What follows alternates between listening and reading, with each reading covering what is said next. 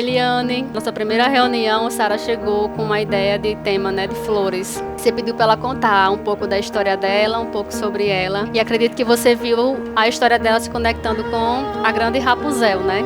Quando você nos mostrou a ideia, a ideologia do que precisava ser falado sobre a festa dela de 15 anos, ela se conectou também muito rápido na ideia, aceitou na primeira oportunidade que ela teve junto com vocês, comigo, com a Aninha. Na reunião que nós tivemos que você apresentou o projeto, já estava perfeito. Ao entrar hoje, aqui dentro do Requinte, a gente se emocionou quando viu tudo que estava acontecendo, como você estruturou a festa e a energia que vocês sempre têm. Liane, você é do meu coração já. Muito obrigada por tudo.